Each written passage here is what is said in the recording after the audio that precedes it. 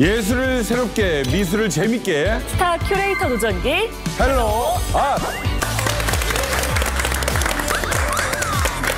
네, 안녕하세요. 미술을 사랑하는 저는 방송인 이세라입니다. 네, 오늘 제가 소개해드릴 작가는 배드보스 작가입니다. 제가 정의한 이 배드보스 작가의 작품은 사랑하는 마음인데요.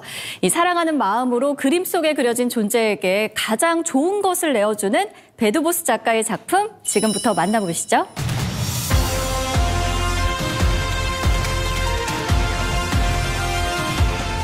아트 시청자 여러분 안녕하십니까? 오늘의 아트 특보 이세라입니다. 연이은 한파로 전국이 꽁꽁 얼어붙은 가운데 혜성처럼 등장한 작가가 개인전을 열어 이 전국의 추위를 녹이고 있다는 소식입니다. 그 현장 속으로 함께 가보시죠. 와, 잘 들린다. 정말. 이야, 이런 분들. 아트 특보. 팝아트계의 뜨거운 돌풍을 불러일으키고 있는 오늘의 주인공, 그의 작품이 연일 화제인데요. 하지만 일각에서는 그를 둘러싼 의혹도 불거지고 있습니다. 근데 이름이 좀... 원래 미술하던 사람도 아니라는데요. 작가 이름이 이상하다. 원래 미술을 했던 사람도 아니라는 거예요? 안녕하세요. 네, 안녕하세요. 작품 보고 계셨나 봐요. 네. 마음에 좀 드시나요? 작품 상당히 괜찮은 것 같아요. 상당히 괜찮나요? 네. 어떤 점이 마음에 드세요? 제가 그래서 상당히 좋은 것 같습니다. 마음에 들 수밖에 없죠.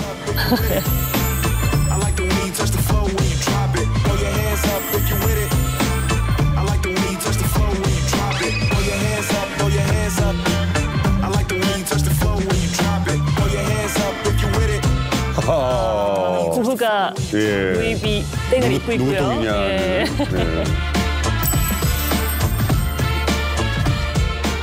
근데 제가 작가님 만나기 전에 이 시민 인터뷰를 했거든요. 두 분이 이런 의혹을 제기해 주셨어요. 먼저 첫 번째 의혹입니다. 이름이 왜 배드보스냐?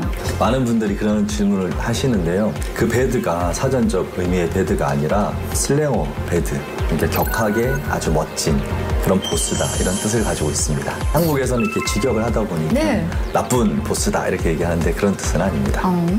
자, 두 번째 의혹이에요. 원래 미술하던 사람도 아니라고 하던데? 맞습니까? 네, 저는 작곡을 전공했습니다. 오, 작곡 쪽을 하셨다. 뮤지션이시죠. 드라마 OST를 만드신 분이요.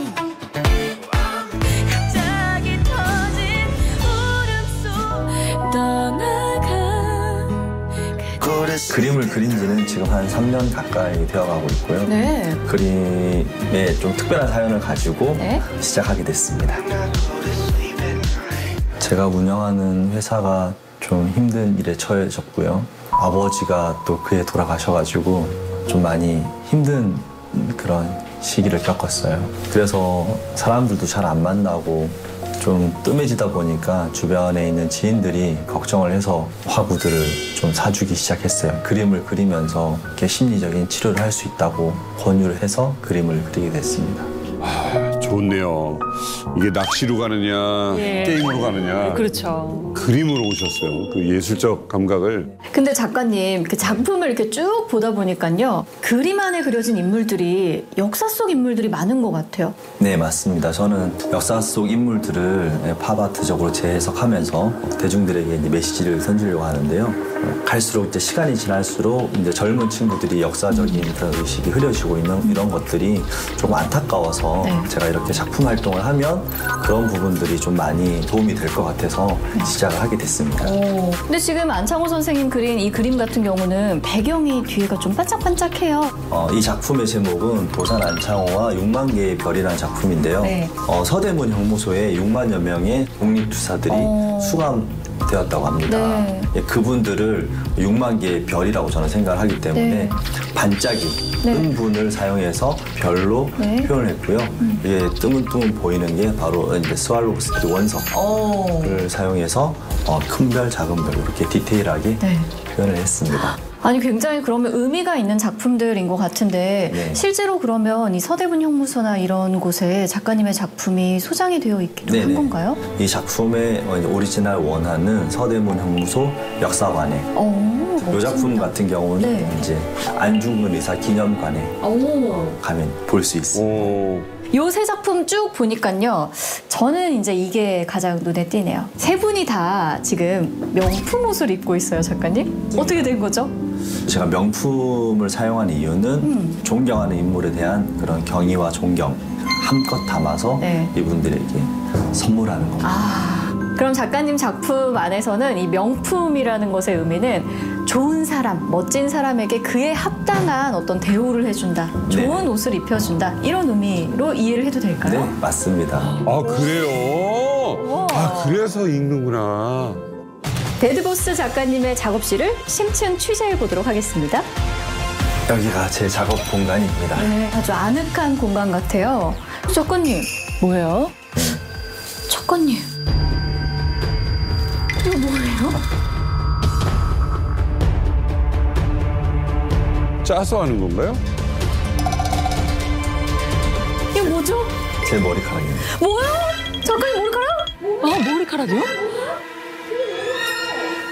아무래도 재료나 도구에 대한 좀 이렇게 네. 고민을 많이 하다 보니까 머리카락으로 붓을 만들어 그리면 와. 어떨까?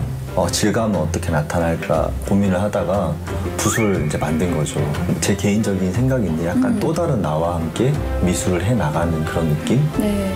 약간 든든한 내 편? 이런 느낌이 들더라고요. 그림을 그릴 때. 오. 와, 진짜 신기하네요. 재밌어요. 요 작품은 저도 좀 아는 분 같은데 이건희 네, 회장님. 이건희 회장님의 네. 초상을 팝아트로 재해석해서 지금 작품을 하고 있는 중입니다. 실제로 이 작업을 하는 과정을 또 저희가 조금 볼 수 있을까요? 같이 참여하셔야죠. 저도 참여해도 되나요? 네네. 알겠습니다. 머리부터 잘라야 되겠는데요, 오늘.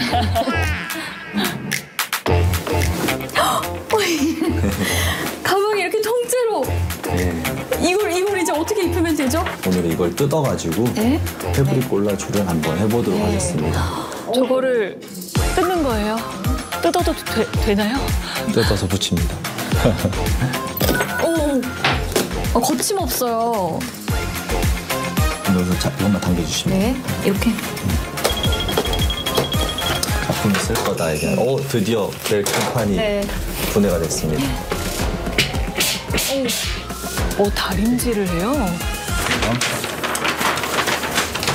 그리고 빛이죠. 네. 따라 그리면 돼요. 네. 똑같이.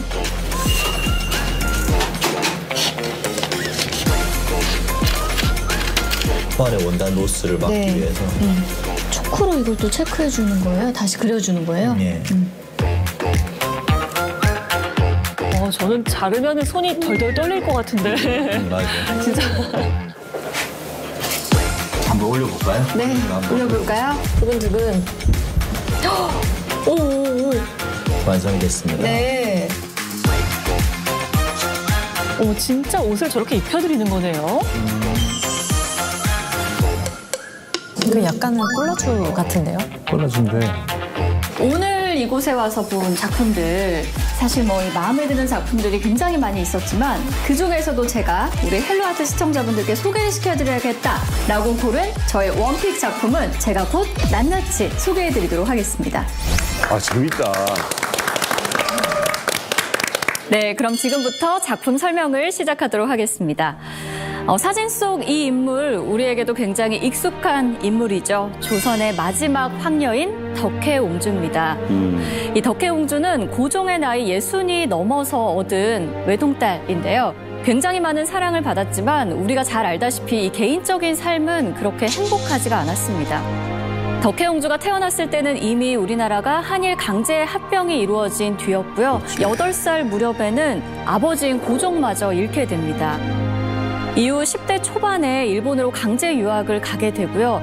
해방 이후에는 가까스로 우리나라로 37년 정도 만에 다시 고국 땅을 밟게 되지만 이후 쓸쓸히 살다가 지병으로 삶을 마감하게 되는 비극적인 인물입니다. 배드보스 작가는 이 인물을 주제로 해서 이런 초상화를 탄생시켰습니다.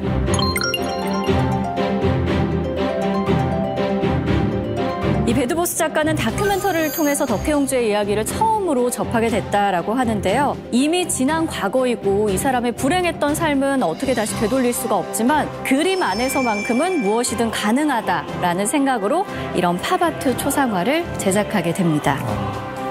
팝아트의 요소를 골고루 갖추고 있는 이 작품 굉장히 매력적이고 재미있는데요. 아까 사진 속에서 봤던 것처럼 일본 복식이 아니라 명품 옷을 덕혜옹주에게 입혀줬습니다. 또 가까이서 보시면 이 덕혜옹주의 눈동자에요. 보석이 이렇게 박혀있는 거를 보실 수 있습니다. 그래요? 네. 천연 다이아몬드 20알과 이 루비 사파이 10알로 아름답게 이 그림을 그렸습니다. 다르게 보이네.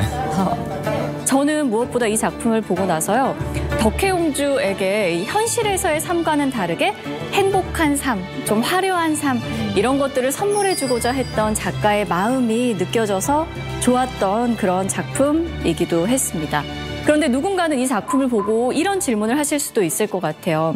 덕혜옹주는 이미 불행하게 살다가 갔는데 이렇게 그림 안에서 새로운 삶을 주는 게 대체 무슨 소용이냐. 그러나 미술 안에서만큼은 그림 안에서만큼은 얼마든지 새로운 현실을 창조하는 게 가능한 거고 또 거기에 의미가 있다라는 그런 생각도 듭니다. 저는 이런 이유로 배드보스 작가의 이 작품을 적극 추천합니다. 대단했습니다. 야, 이 세라 한마디 한마디가 딱 꽂히는 거예요. 그러니까요. 아주 잘 들립니다. 야, 정말 이 작품을 더 빛나게 설명을 해주신 게 아닌가 라는 그런 생각이 들었습니다. 네. 자, 과연 얼마나 또 감명을 받으셨을지 우리 5분의 아트 마스터분들의 이제 평가를 볼 시간입니다. 자, 준비가 되셨으면요. 아트피스를 올려주세요.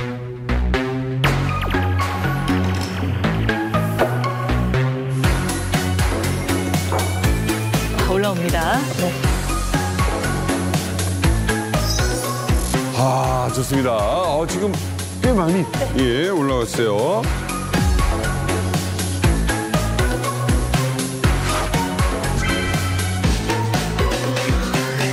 지금 배드보스 작가님의 작품을 이해하는 데 있어서 그 영국의 데미안 허스트 작가님이 떠올랐는데요. 네. 데미안 허스트는 작품 세계가 삶과 죽음에 대한 좀 무거운 주제로 다루었다면 배드보스 작가님께서는 작품을 통해 삶에 대한 위로, 경의, 존경을 표한 게 아닐까 하는 부분들이 와닿았습니다. 그리고 예술품으로 일상 소재들이 이렇게 거듭나는 것들을 보고 그런 비싼 재료가 아깝지 않았나 싶습니다. 근데 이거는 일상의 소재라고 하기에는요. 일상일 수 있는 거 아닐까요? 일상이라는 네, 이게 뭐 사람마다 일상은 다르니까요. 왜 난 저 정도는 벽지르는 일상이고 싶어요. 그리고 오히려 아주 일상적이지 않기 때문에 저 작품을 또 더 소장하고 싶지 않을까. 막 보석에 명품에 막 이게 그냥 한 작품에 다 담겨져 있는 거잖아요. 우리가 원하는 모든 게. 그런 것도 있어요. 그러니까 요즘에 이제 그림을 구입하는 MZ 세대들이 많아졌단 말이에요. 영 컬렉터들이 많은데 작품도 하나의 어떻게 보면 허세처럼 문화가 됐거든요. 나 이런 거 있어. 근데 그게 뿐만이 아니라 그 속에 난 이런 역사적인 중요한 인물까지 의미를 두고 있어. 이게 들어가야 돼요. 그래서 되게 정말 MZ세대한테도 너무 좋은 작품이지 않을까. 네. 근데 정작 여기에서 계속 말씀하셨던 거는 저 가방 진짜야? 저 보석 진짜야? 가방 진짜입니까? 네, 진짜입니다. 이건 보석도 진짜예요? 다 진짜입니다. 제가 오늘 보증서도 다 가지고 왔어요. 보증서를 가지고 있다고요?